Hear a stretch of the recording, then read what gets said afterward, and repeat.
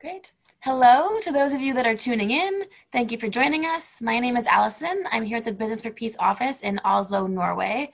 Very pleased today to be speaking to Dr. Harley Seyedin, who is a 2017 Oslo Business for Peace Award winner and also the president of the American Chamber of Commerce in South China, and I believe also the president of Allelon Energy Partners. So Harley, thank you for joining us. How are you? Where are you? Thank you, Allison. It's good to talk to you again. I'm in Guangzhou, China, which is about a 2-hour drive north of Hong Kong on the mainland. And beautiful weather today, nice and warm. And, right next to the beautiful Pearl River and the new Pearl River City, which is behind me. Oh, great. It's nice to see. So let's just start off with how has this crisis affected your business? And maybe you could start by first saying a little bit of context of what your business is, what you usually do, and then sort of how it's changed now. Well, the COVID-19 has affected every business. We had a early shutdown here. We were shut down from January 15th going on into February. The companies were all shut down, all restaurants, hotels, etc. But then again, movement was free, and all necessity stores and food stores were open and available. The offices were open by last week of February, going into March.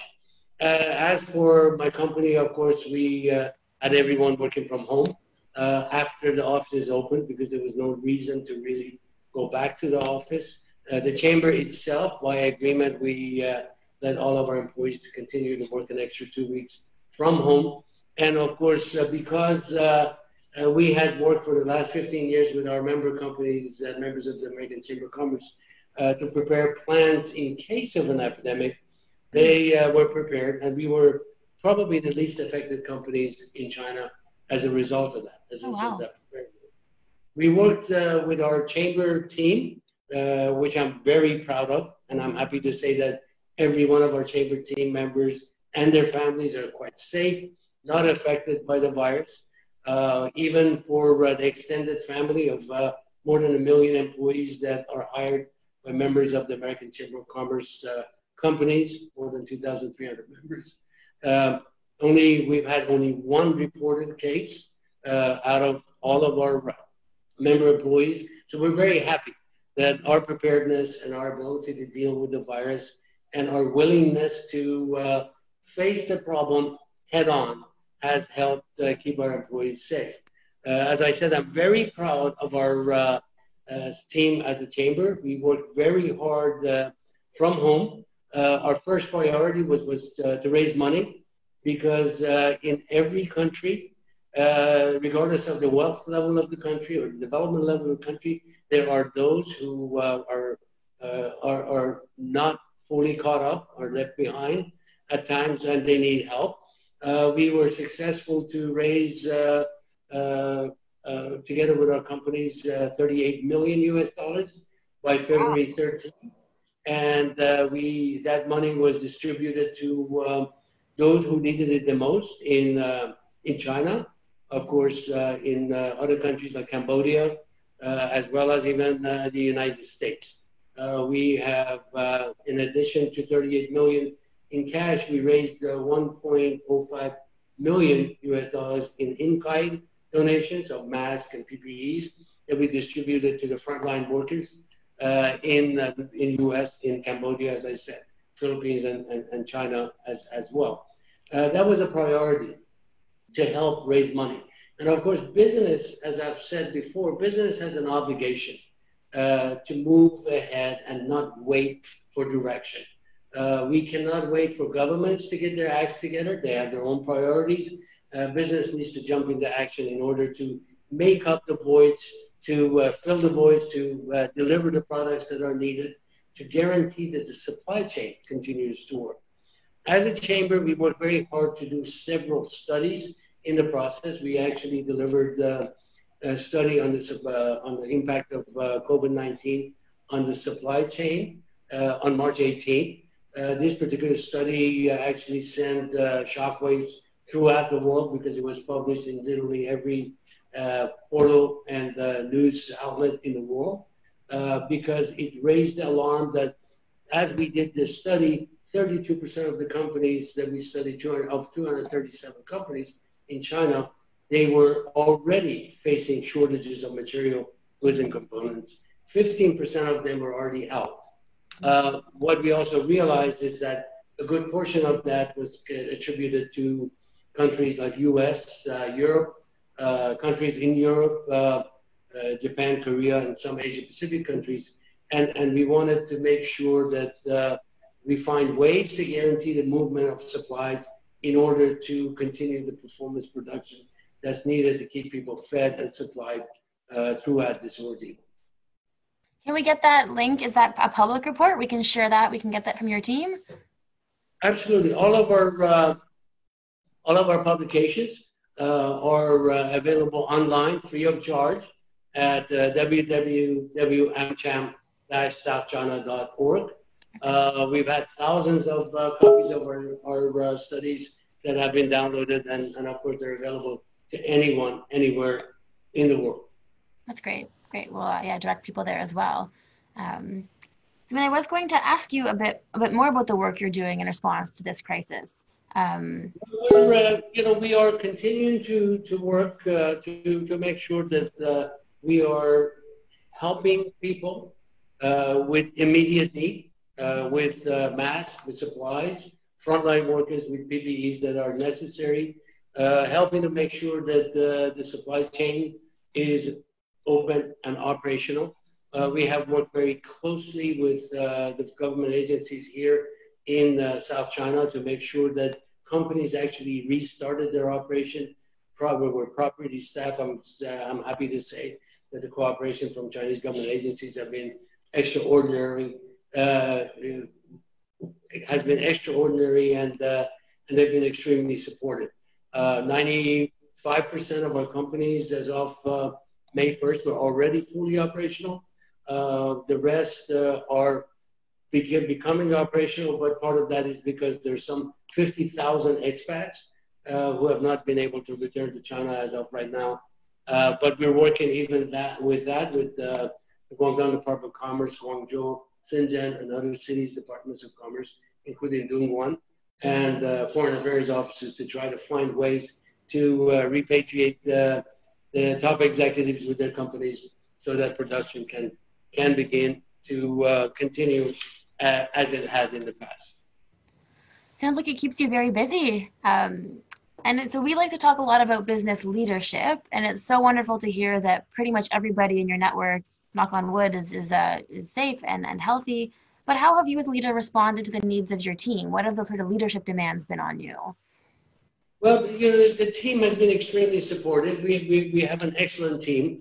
The reality is that here everybody recognizes that the problem is everybody's, and no one person can do it alone. I don't think no one country can do it alone.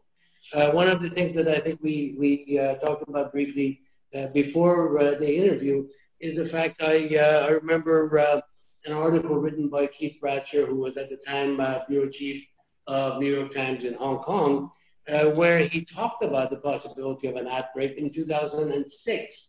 And in that article, I had discussed with him the fact that this was not a question of if an outbreak will happen, but when it will happen.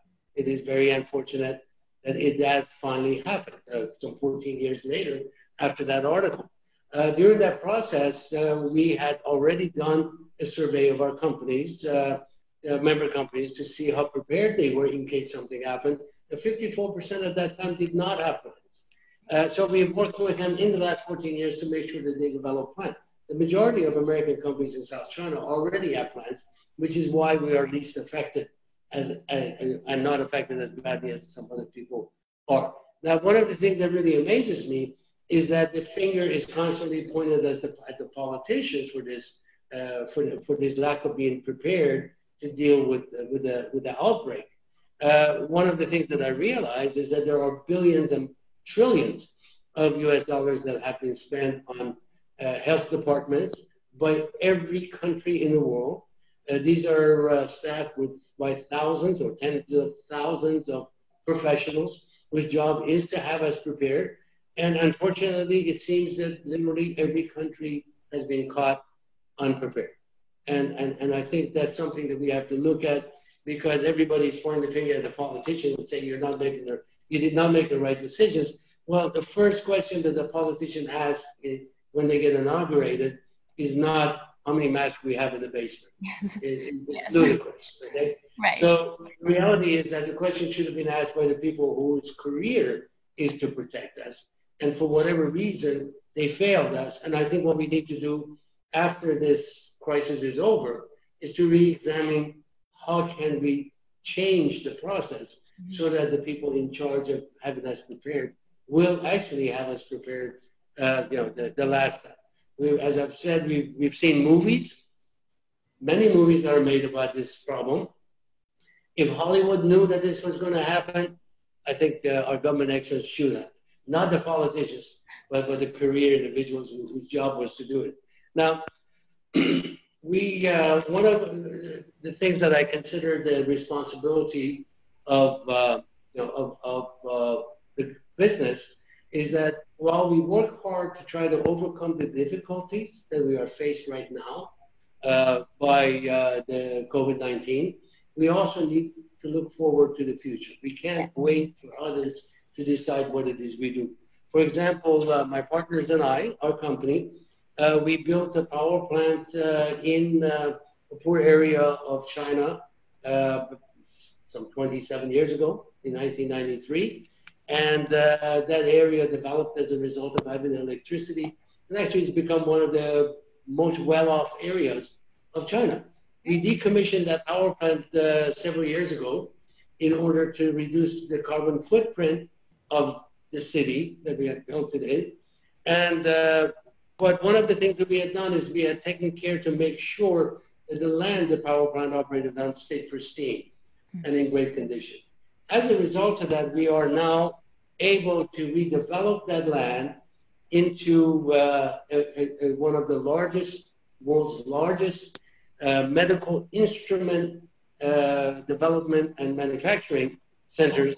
And we've already committed about $1 billion to develop it into what will be a place that will always be ready with all the supplies that are needed and necessary in case the future, well, the reality is that when the future outbreak happens, and hopefully that will be decades from now, but the reality is that we will be investing. And the project at the same time, when the initial project of the power plant, and that's what I call sustainable development, when the initial plant happened, we hired many people, but they were lower skilled jobs. This project will create some 35,000 direct and indirect jobs, high-skilled, high-paid positions. The project will have research and development centers. It will have house some of the best medical device development companies in the world. It will have university branches. It will have all kinds of things that can help solve the problem. One of the things I failed to mention is that we had a webinar just a few days ago with Sir Billy Chan, who is at the University of Macau Medical School, University of Science and Technology in Macau, and they presented an AI-based testing process which can actually examine X-rays and identify it can in 20 seconds identify the difference between viral pneumonia and bacterial pneumonia, which can be used as the first step in identification of COVID-19. It's a breakthrough because it does it in 19 seconds, and it's great for areas and countries where we don't have quite the medical facilities and capabilities. So breakthroughs are happening in all parts of the world, and we need to take time to make sure we let everybody know what it is that we can do. Great. And Harley, it's so nice to hear so much money being invested in really positive initiatives and really sort of thought through about sustainability and whatnot. I mean, you're talking about billions of dollars. So now that there's a chance to people talk about forming a new normal after this and a sort of better version of society, what world do you hope to see on the other side of this, and how sort of does business need to contribute to that change? Well, I don't really think we need to create new things. I've Okay. always firmly believed that there is a fire that burns inside each and every one of us. It doesn't matter if you are white, if you are black. It doesn't matter what religion we believe in and what country we're from. None of that matters. Within all of us, a fire burns, and that fire is to give our children a better life than we had ourselves. Now, whenever I've made an investment, I've always kept in mind that whoever is touched by my investment is going to have the ability to give his or her children a better life and a better opportunity that they have. Now, I think I've achieved that in literally every one of my investments, and I think that was probably one of the reasons that the Business for Peace Foundation decided to give me an honor for it. Now, what I think we will need to do is that if we go forward investing and conducting our business with that in mind and build our conviction that everything we do is geared towards making sure the next person will be enabled to give the next person the ability to give their children a better life and their children's children, giving their children a better life, then all of the questions of a better environment, cleaner environment, okay, global warming, of all of the question of world hunger, all of the questions will have already been answered because our entire focus is to create a world where the next generation, where we are able, all of us are able to give our children a better life than we have. Yes. Now, what is a better life? A better life is, of course, better education, better income, better environment, a protected environment, clean oceans, things that we all talk about. But, the whole idea is that why do we want to do all of that? But we want to do it in a way where every citizen on this earth can give their children a better life than we have. And I guarantee you, when their children grow up and they have children, the fire burns fiercely inside of them to give their children a better life. If we make that happen and make that a reality for everyone, we will not worry about a cleaner environment or a protected environment or having hunger in the world or having, wars or having difficulties. And I think that's what my message is for my fellow business people is, look, whatever you do, make sure whoever is touched by your business or your investment has an opportunity to give their children a better life than they had themselves. That's such a beautiful way to put it. I mean, we often talk a lot about sustainable development goals, but you're right. The heart of it, I guess, is heart and that good intention and that passion to leave things in a better place. So that's a really nice way to put it. Yeah, thank you for sharing that. Was there anything else you wanted to cover or share that we haven't talked about yet?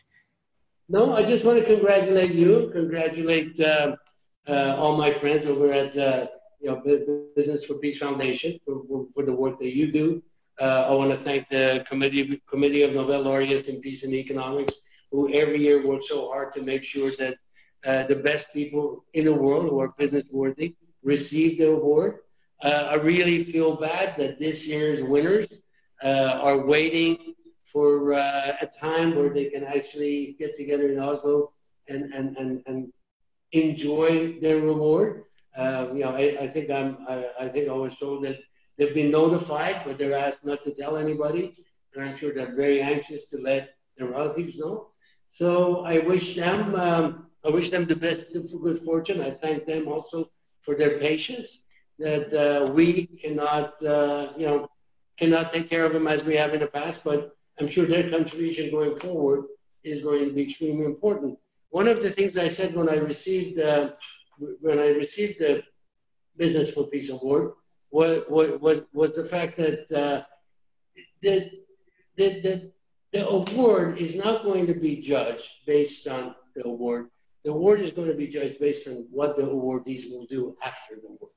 And I think that's what we need to do. We need, as awardees, to get together to make sure that we lead an example for the rest of the world to follow. That's great. And very nice of you to welcome the new ones into the family. We'll be able to share their names hopefully soon. We're just waiting for the situation to change in the world. I think we're all hoping we can gather again in Oslo next year, but we have to see how this evolves and what's safe. But it's I find it really nice that I think we're having more video calls and connection than we did a few months ago. We always had the capability, but now we can bring this network together more, and I can be talking to you and making time for this. So it's maybe a small silver lining that we can have more of these conversations and drive things ahead together. So yeah, thank you for being so positive towards your peers in the network. Thank you, Allison. I'm sure human ingenuity is going to resolve this issue as well. And we're Yes, going to be a lot closer together as a result of it. perfect. Great. Well, thank you so much for your time. It's so nice to see you, and we'll talk to you hopefully very soon. Thank you, Allison. Have a great day. Thanks, you too. Bye. Stay safe. Thank you. Bye-bye.